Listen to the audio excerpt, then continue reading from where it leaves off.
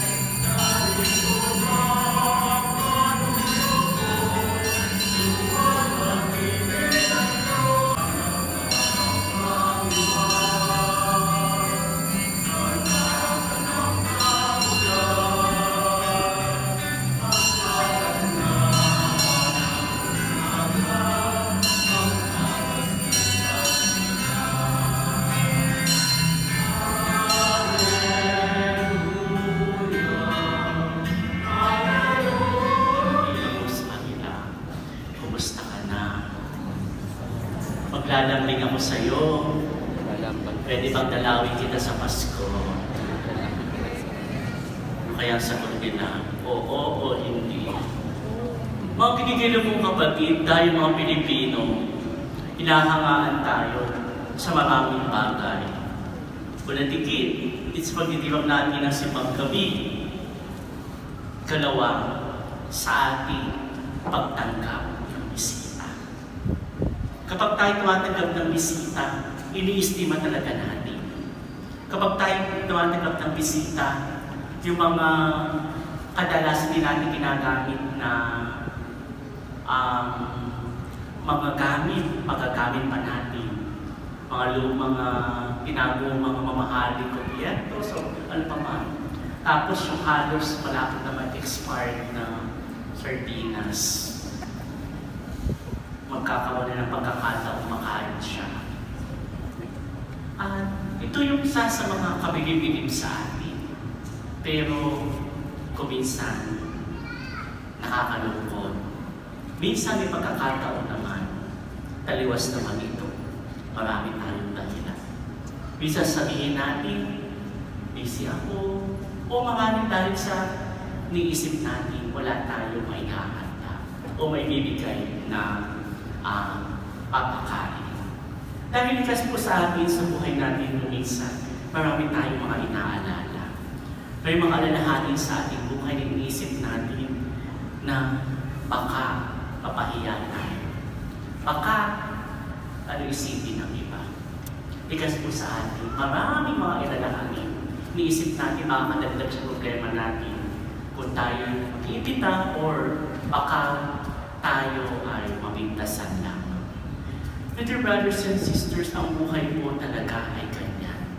Ang buhay ay parang life.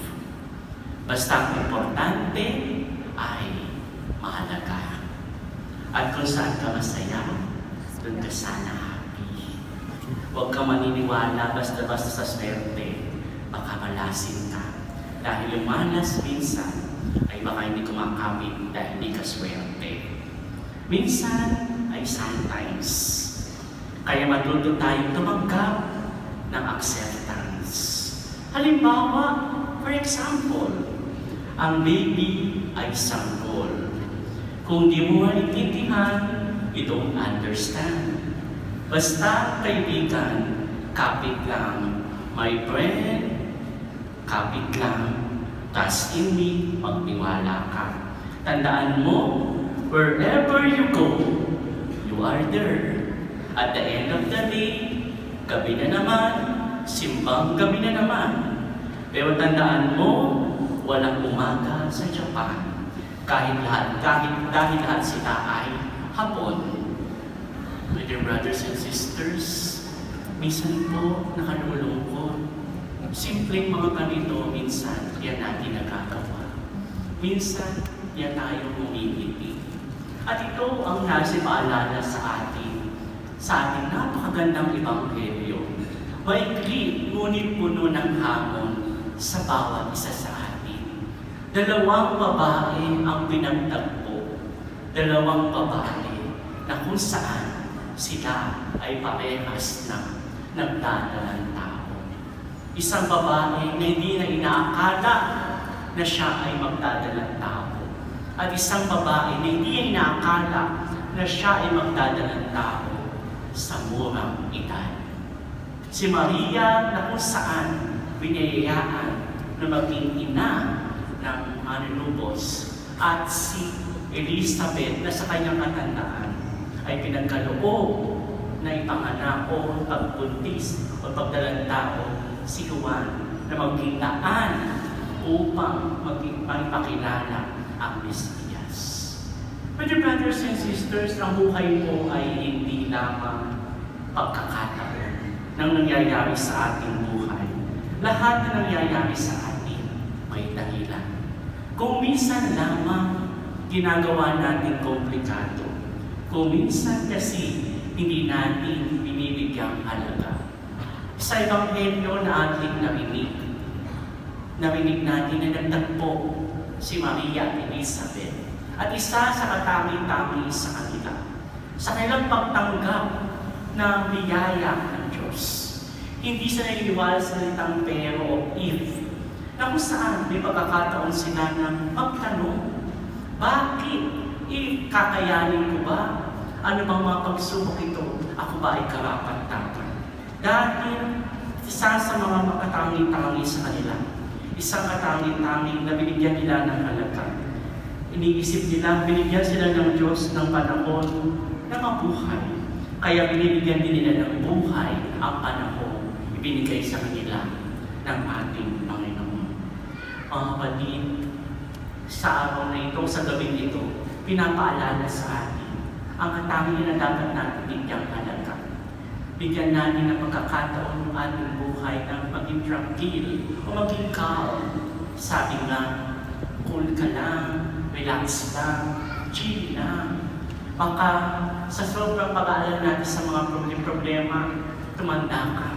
Baka hindi ka na umingiti. Baka nagiging paraan na upang mas magkakang umiit ang iyong ulo. Tandaan po natin, kung tutusin sa problema nila Maria at Elizabeth, maaari na magtanong. Pero chill lang sila. They are calm, they are tranquil. Na kung saan pinapaalala sa atin. Ngayong kapaskuhan, baka masyadong tayo abala sa maraming bagay. At sa mga pagkakataon ito, sa inyong pagtungo dito sa pagdalo ng misa, sana hindi kayo na-pressure. Sana ang misang ito'y maging pahinga ninyo. Pahinga kasama ang Panginoon. Pahinga na pagsasabi, Lord, wala man akong marigalo sa iyo o wala akong marigalo sa aking mga kapwa.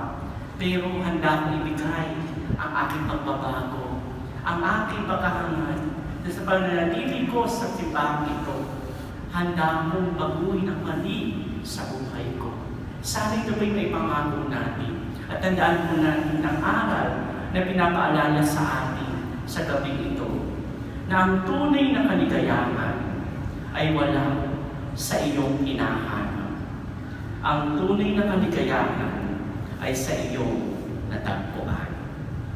Si Maria at Elizabeth, natagpuan nila ang isa't isa.